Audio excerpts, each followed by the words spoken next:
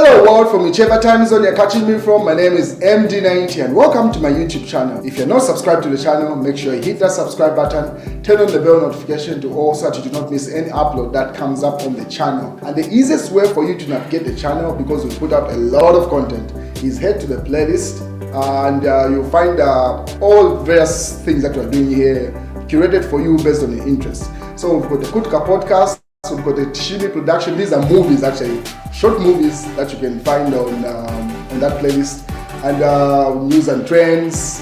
We do a lot. We do vlogs. We do a lot on this channel. So the easiest way for so that you don't lose yourself, you find that there's a vlog here. The next thing is main news. So for you. Well, there seems to be a lot of progress that is coming from South Africa with regard to the funeral of the late President Edgar Chagwa Lungu. It seems like the government of the Republic of Zambia and the Lungu family are coming to some agreements. They're agreeing on certain points. I'll update you as the news goes on. So as you may remember, where things stand is that they're waiting for a decision from the Constitutional Court to decide the way forward. But if you remember, the new lawyer that the Edgar Chagwa Lungu family had hired stated to say talks between the Zambian government and the Lungu family were taking place. So he had hopes to say they will come to a conclusion even prior to them coming back to court. So that weekend, nothing came up really from those talks, or they decided to keep it off the grid. So it seemed like they were not having talks, and people are just like, okay, he was just storing for him to establish more time for them to pretty much delay the court case so that he can push it to the Constitutional Court. But as of today, there seems to have been a lot of progress, and attributing to the fact that they are actually talking and speaking from the same hymn book. So if you remember yesterday, the Secretary General for the United Party for National Development, UPND, the ruling government, instructed all the structures of the UPND to stop issuing statements, and instead to say only the official government channel was going to be used in that communication. And they did not state exactly if it's going to be the Minister of Information or the Chief Government Spokesperson, Cornelius Mwetwa, who's going to issue those statements. But as of today, it's been established that the man that you see on screen there, Mr. Patrick Chagwa, who is the Secretary to the Cabinet, is the only government official, or his office is the only one that is instructed to issue statements with regard to this prior process and where things are standing. So that's one thing that has come up. That's a document that was published by the Cabinet Office, circular, pretty much stating the way forward as things proceed. And then on the other side, also, the Lungu family also reiterated the same point, pretty much re-echoing the same point that the Zambian government was putting across, which was put across by Emmanuel Mwamba. And he put up this article, say, no public statements on Edgar Chagwa Lungu's funeral and burial. And then he attaches the images of the Secretary to the Cabinet and also UPND Secretary General, who had instructed yesterday. I'm pretty sure you saw that broadcast yesterday. But according to this statement, so following the adjournment Sindai of the case between the Attorney General and the family of the late president in the South African High Court, Gauteng Division, advised that both parties must use the opportunity to halt hostile communication and attempt to re-enter into renegotiation again. I am pleased to note that two key statements that have been issued by the side from President Hakainde Hichilema and the Secretary to the Cabinet, Mr. Patrick Chagwa, has banned public statements and commentary by government officials regarding to the funeral and burial of Zambia's sixth President, Dr. Edgar Chagwa Lungu, as government continues to seek an appropriate resolution to the burial of the sixth President of the Republic of Zambia, Mr. Edgar Chagwa Lungu. You are hereby informed that the office of the Secretary to the Cabinet will be the sole exclusive source for all official statements on the ongoing court case and burial process. Furthermore, UPND Secretary General Watuke Himenda has issued a similar statement banning party officials from commenting on the matter. This is a welcome gesture, that's according to Emmanuel Mwamba. This is a welcome gesture in my view. We pray that she says that he hopes the people that have been issuing scandalizing information will heed to the advice that has come from the Secretary General and also Secretary to the Cabinet. This will show sincerity in the attempt to mend the broken trust and build bridges amicably, foster an atmosphere in which a matter can be resolved. Similarly, on our side, that now is speaking on behalf of the Lungu family and their side, similarly on our side, until we notice strict adherence to the above pledge from the Secretary to the Cabinet and the SG, we must take similar measures to curb public statements and allow guidance from the Edgar Lungu family through their spokesperson, Honorable Makebi Zulu, on this matter. This will help foster the appropriate atmosphere to help restart the failed negotiations and hopefully finally have a settlement or settle this matter outside court. So let's wait and see. Let's wait and see, and let's pray for success of these endeavors. So that's the agreement between the Zambian government and the Lungu family. They've agreed to say, on the Lungu family, only Makebi Zulu is the official person that is to issue statements. No one from the Patriotic Front, be it acting president, Given Winda or Nakachinda, none of them. Only what Makebi Zulu says, that's what will be regarded as the family statement. And only what Mr. Patrick, Secretary of the Cabinet, says will be regarded as a statement coming from government and the UPND government. Any other statements coming from any other structure can be disregarded, and penalties might fall from both institutions. So that's where the agreement is coming from. Both sides have agreed to say only two individuals are permitted to issue statements on this regard. This simply shows the talks might yield results.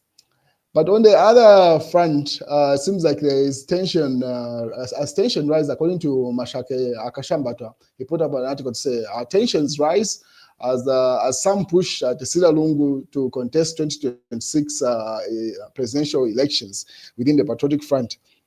So he alleges to say there are certain individuals within the Patriotic Front that are pushing the candidature of Tesila Lungu. And obviously, he put up an article of that nature. And Given Luminda responded. And it seems like there's truth to that article. According to the news diggers, say, hold your ambitions. Let's bury Lungu first. Luminda tells PF members. So it seems like that's an instruction coming from Given Luminda. As you may be aware, that's if not the acting president, it should be the vice president of the Patriotic Front. At least the one that most of the Patriotic Front members of parliament submit to. He has simply said, the people wait, let the burial take place, and once that's done, that's when we can proceed with that stuff. Those are the things that are happening within the Patriotic Front. Why is this push for the arrest of Mary Zaloumis, or the Z farmer, seems to be heating up? So Shifetari say, arrest Maria Zaloumis. And obviously says no, there is no need for her to still be out here. And he doubles down and says, yes, Maria Zaloumis must be arrested, but please don't bring the issue of tribe. How does that even come in? He simply says, yes, she has to be arrested, just like the people who work for her were arrested because she's the authority there. And obviously the Patriotic Front doubles down. They say, our immunity, simply saying that she seems to be enjoying some sort of immunity, because how can you arrest people that work under her and she's the authority?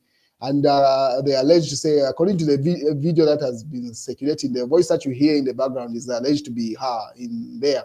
So you arrest everyone else that was involved in that beat up of that young man, but you leave the authority. How does that work out? And that's where the public outcry is coming from, to say, if she's innocent, just arrest her, just like you've arrested those guys, and then let her prove her innocence in court. and like you pick up the other people alleged to be involved in this crime, and then you leave one person on what grounds? That's where the public outcry is coming from. If she's innocent, let her have a time in court, and then let her be proven innocent. And like you totally leave her out. That's where this thing is all coming in, because now they're pushing in, they're implicating the mother. As you may be aware, the mom is the boss at the Electoral Commission of Zambia, or the chairperson there. Some people are saying, is it because of proximity to power, and that's why she was exempted from those arrests? That's where the public outcry is coming from, saying just the way you've arrested those guys, they're going to be given the chance to prove their innocence in court. But for now, she's supposed to be picked out just like any other guy. But as of this broadcast, I don't think she's been arrested. Let's wait and see how that plays out. But this issue is not dying down anytime soon. The public outcry seems to be just getting hotter. So the easiest thing is just arrest her, and then and let her face the full structure of the justice system. If she's innocent, she'll walk free. But otherwise, then the consequences are supposed to follow. And like leaving her out, that's the bone of contention, really, with regard to this Z Farmer issue. Obviously, Chifetari alleges to say that some investigations were happening in Kawe, and then say Maria must just be arrested, must be arrested. He obviously keeps on doubling down. It's not leaving that to chance. And a number of people have been re-echoing the same point, say, hey, how do you leave the boss out and then arrest the employees? Obviously, it's alleged they are working under instruction. Anyway, let's wait and see how that issue plays out. But on the other hand, judgment was expected with regard to Joseph Malangi's case. As you may be aware, he has a number of court cases. And today, one of the judgments was supposed to be issued. And he did not appear in court. It's alleged to say he was sick.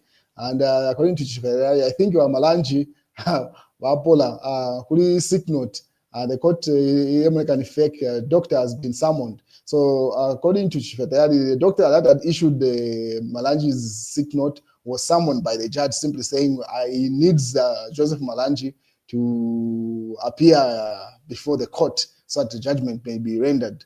And I don't think that doctor that issued the court, the sick note did appear before court, so probably it's been adjourned, if not to Monday.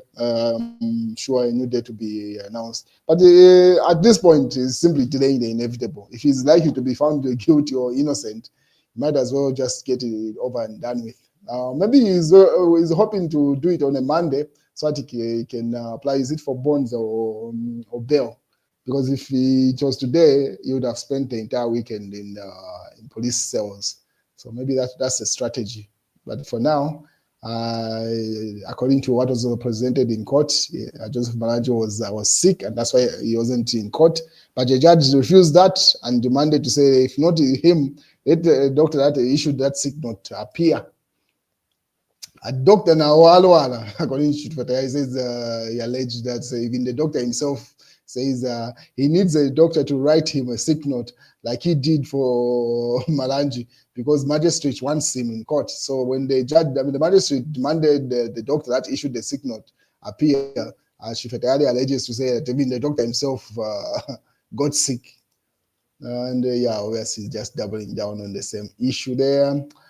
We are in hell. Haka in the Ishema UPND have messed up the country. That's according to Changala in the mass newspaper there. And obviously the wages of sin, Cinderman kills themselves hanging after defying a 10-year-old neighbor's daughter. That's in the Joy Times. Daily Nation explained diesel shortage, puzzle. And obviously Kaikambu with his wife, shocks and disappoints HRC. And it should be like, is it the correctional service there? And the statement where she was saying yes.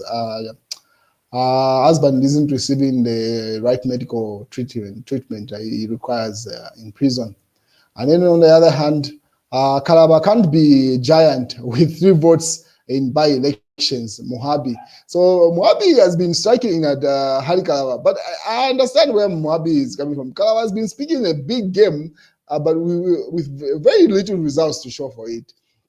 Because if you remember, he was part of, is it for Uka Alliance or Tose Alliance, one of the alliances he was in He walked away. It's alleged to say it's because they could not pick him as the presidential candidate for those individuals, and decided to give it a shot most of the by-elections. Because if you remember, most of the by-elections, the opposition were fielding one candidate, and they go and campaign for that candidate. But Hari Kalavandi's party decided to step away and give it a shot themselves. But their performance has been extremely pathetic. But when you hear him speak, he's so confident that he's going to push out President Hakainde Hichilema in 2026 and become president. So people now ask him to say, where is he getting this delusion from? Because his performance on the ground is very pathetic. But then again, he speaks a big game. So where is that? He does not have the political clout within his peers for him to get their endorsement so that they can help him campaign. And then again, he doesn't even have the charisma to convince the general public for them to woo them. So people are asking to say, is it delusion or what? And that's why Mohabi simply says that, hey, no individual position can contest with the UPND at this stage. They need to be a united front. And it's not automatic that because you are part of an alliance, you're going to be the presidential candidate. And so those are infighting that are happening within the opposition. But I agree with that statement. Hari Kalawa is a little bit too delusional. He needs to humble himself and work with others.